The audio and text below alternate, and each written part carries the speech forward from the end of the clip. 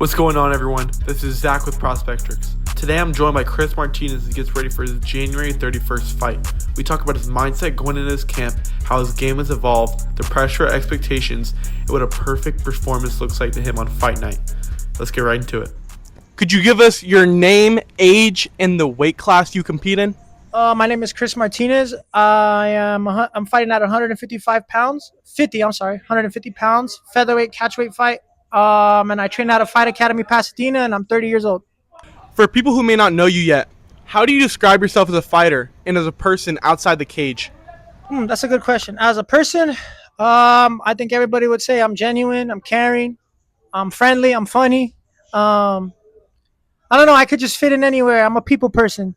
And as a fighter, I feel like I'm just a well-rounded mixed martial artist. I could take the fight wherever I need it to be. Like if I needed to keep it standing, I'll keep it standing. If I need to wrestle, I'll wrestle. If it's a clinch, just take it anywhere I want, man. We always look different every fight. When fans watch a Chris Martinez fight, what do you want them to expect every single time you step in there?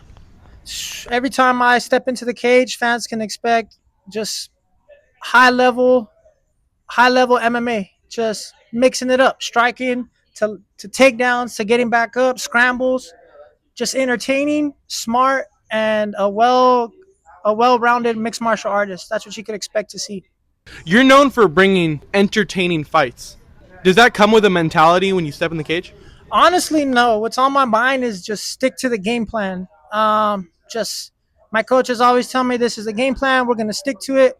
And when I'm in there, I'm just listening to my coaches. That's all I'm trying to do is just listen to my coaches while I'm in there. And, you know, when it starts to become entertaining, I guess that's just like the ego side of me coming out when I start sticking my tongue out, laughing, talking smack. Sometimes I'm like, I trip out on myself. Like, damn, I'm really doing that right now. What was life like for Chris Martinez before he started fighting? I was just some kid who was partying, figuring out who he was, smoking, drinking, doing shit I wasn't supposed to be doing. And if it wasn't for one of my uncles, he did Taekwondo, and he's younger than me, which is funny. He was like 12, maybe 10 at the time, and I started taking him to Taekwondo. And I told my grandparents, I'm going to get into Taekwondo, and they seen that I liked it, and I stopped partying and drinking. So I stuck with it ever since, and then I found mixed martial arts, and it's just been a blessing ever since. What do you have to say about your gym, Fight Academy? Man, what I got to say, man, I think the vibes are different than any other gym. I mean, this place is cool. It's in the middle of Old Town Pasadena. We're underground. There's so much to do around here. We welcome anybody. Open arms. It doesn't matter what color you are, man. If you're purple, black, white, orange, whatever, you come into these doors, you're family, man. We treat everyone the same, whether you're a fighter or not. Anybody could come in here and be part of this family. I can't be grateful enough for Fight Academy. I came in here with no experience, not knowing what I do, just an ignorant kid who got humbled in here and found a home. You know, I used to live in Texas, and I got away from my family, and I felt alone out here, and I found Fight Academy, and I've been here almost 10 years, and I started just as a student. No experience, taking regular classes, be like a hobbyist, and it got me where I'm at today. So if you're looking for a place to train where you feel welcome, Fight Academy Pasadena is the place for you, man. How has your style evolved from your early fights to where you are now in your career? Man, my very first fight, I went in there with like 3 months of training. I kept begging my coaches, please give me a fight. And they would just tell me, you're not ready. I just kept bugging them. I'm hard-headed. I need to find out for myself if I'm ready or not. I did 2 jiu-jitsu tournaments, and I won gold. So in my mind, I thought I was ready. I took a fight. I sold 60 tickets, and I lost in under a minute because I went out there with no ground game, and I cracked the dude, got taken down, and got subbed. And from there forward, it woke me up, and I grinded. I was just training, evolving. I found CMMA because of my coaches. I was training there. I was going to fight, then COVID hit. So I had to wait 2 years to get back in there and prove my worth. And ever since then, I've always evolved. I found some things that work for me in the stand-up. I found some things that work for me on the ground, and that's just all credit to my coaches here at Fight Academy and my teammates at CMMA. Looking back at your recent performances, what do you feel you've improved on the most? Man, my last fight, You know, I haven't fought in almost 2 years, so I coming off an injury, but that fight probably sticks with me the most. It was for the state title, and it was a fight I was winning. And I think if I just believed in more of my shots, I could have put the kid away. But I just went through some stuff outside the cage. So for this fight, it's about believing every strike, everything in my arsenal, just believing in it and not hesitating. And I felt like I hesitated in my last fight a lot. I was trying to have a little too much fun. I was chasing the fun instead of chasing what really mattered, which was the win. When it comes to training, fighting, and MMA, would you say it's harder mentally than it is physically? Yes, I believe this game is 90% mental and 10% physical. I've been in the room with some dogs, man. I've been in the room with high level UFC fighters, just high level fighters around the world that are not even in the UFC, and that was just a awakening to me. You know, I what made me realize that is I went to see MMA and I helped Victor Henry get some rounds, who's in the UFC right now, and I had to do isolated rounds with him, and this dude beat my ass for 350 for 5 minute rounds. And I remember I sat in my car that day for 30 minutes in the parking lot at the gym and literally just sat there like spaced out, like, do I even want to do this? You know, like, and then I just like realized it's just all in my head and like I just got to keep coming. And here we are. How would you describe your mindset heading into this fight compared to past camps? My mindset for this fight compared to past camps, I'd have to say, man, you know, this injury put a lot of things into perspective coming off of ACL surgery. Before I used to take the gym for granted. Um, you know, I was halfway in, halfway out for some fights. Some fights I was fully committed. Some fights I wasn't. And once I got hurt, and it just put a lot of things in perspective. You know, when you're there bed rest for 2 weeks and you can't move, you start to think like, man, you know, I'm so blessed to be able to do this, and it could get taken away at any moment. And I just, you know, I didn't see it that way at the time. So for this fight, I made sure I did everything right. I rested when I needed to rest. I put in the work. Even if I was tired, I made sure I did some active recovery. It's just about staying disciplined and not motivated, you know, because motivation only lasts so long.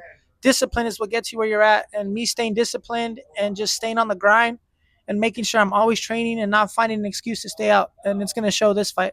So you were talking about discipline keeping you going. What puts you on the mat every day? What is that fire in your heart to fight? Man, that fire in my heart, man. I've always said it. I do it for those kids, man, that are always left out, those underdogs, because I grew up like that. You know, those kids that grew up in broken homes without their parents, and they feel like they can't accomplish anything because they never had that motivation. But I'm living proof of that, man. I'm living the dream I've always wanted to live with no help, no support. My parents are in and out of the picture. I love them dearly, but I've done this grind all by myself, and the people I've met along the way helped me pursue this career. And I always say, like, you could do anything if you set your mind to it. And when I fight January 31st, it's a reminder to all those people out there who feel like they can't, you know, people tell you you can't accomplish your dreams. Fuck that.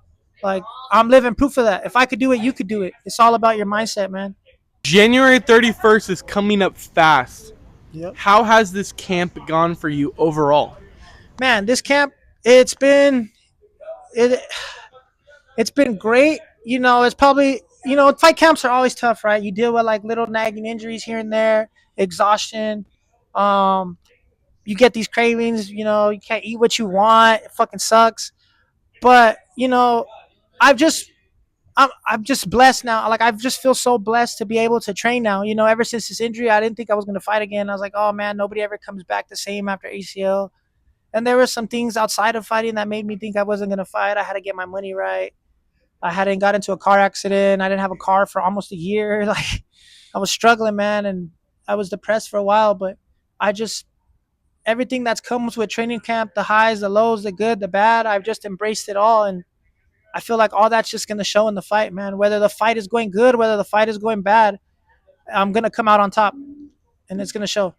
Would you say you're fighting for a belt in UNF? And if so, does all the struggles that you went through motivate you more, knowing each performance brings you closer to that opportunity? Man, you know, as an amateur, I've gone through every experience you need to as an amateur, man. I've gone through the highest of the highs, the lowest of the lows.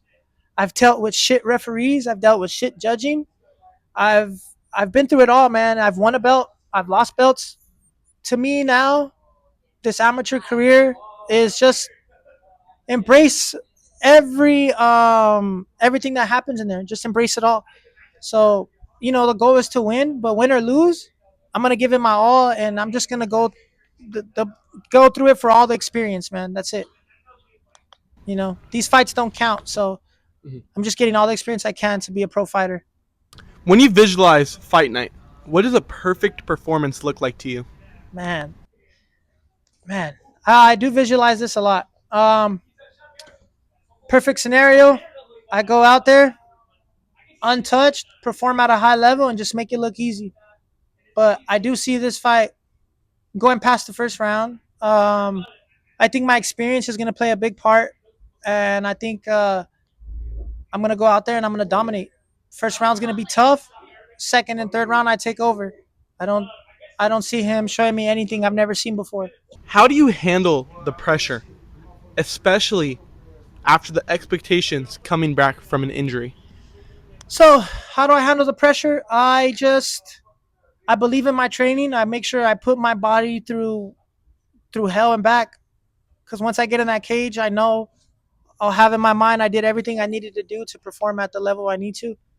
And yeah, just believing in my training and staying focused at night. You know, I could put in all this work, but if in my mind, sometimes fight night shows up and we shit the bed. So my goal is to go out there and not shit the bed and just go in there, let my instincts kick in and flow. Is there anything about your opponent that excites you stylistically or pushes you to raise your level? Yeah, he's undefeated. He's 4-0. He has all the hype. He has all the momentum. I feel like, I've only fought for UNF once, and I took that fight on a 3-day notice, and it went to a split decision, and I went up like 2 weight classes at the time, and it wasn't a great performance, but I still got a dub. So I want to go in there, take his O away, and just show that it's my time. And, everybody at Up Next, I'm going to put them on notice, man. Everybody in that division, anybody from 45 and 35, I'm watching both you guys, and I feel like all of them I could beat easily.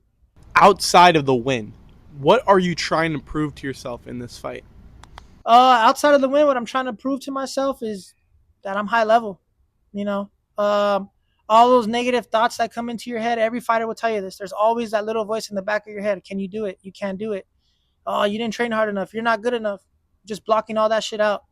I think that's what held me back a couple times in my career. And this time around, I've been through too much, man, to not go out there and perform the way I need to perform.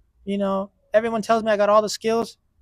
And it's just believing in that. And at times I've struggled with that in the past, but I'm a whole different person, a whole different fighter, and I'm ready. That's all I got. I'm ready. I'm ready to go out there and perform. What would you have to say for someone that's grinding in the same position as you are, but struggling? Man, keep going. Keep going, man. There's always light at the end of the tunnel. It may seem like you're stuck in that hole or you can't get out of this fucking dark place. I promise you. You keep going. You surround yourself with good individuals, people who truly care about you, coaches, friends, and you'll be okay, man. Just keep training, keep grinding, keep doing whatever it is you need to do to get back on your feet, man. Just stay disciplined. And I know it may seem hard at times. You feel like there's no light at the end of the tunnel. You feel like it's over. You feel like you got no support. But fuck all that. Nobody's got you like you got you. That's all I got. What message do you want to send to fans and supporters heading to January 31st? I appreciate all y'all who've been part of my camp, all my training partners who've been through with me through the injury, all my friends and family, coaches, especially my head coach here, Savant Young and Heinrich. You guys really helped me get out of this dark place I was in. You guys allowed me to be a coach, find a different avenue of income, be a coach, be part of kids' martial arts journey. And when I go into that cage January 31st, I'm going to represent us, Fight Academy as a whole. And I'm going to give it my all for all of us, man. And we're all going to come out with a W, not just me. Chris Martinez, thank you for your time. Good luck on your fight. Thank you, man. I appreciate you. Hell yeah, man.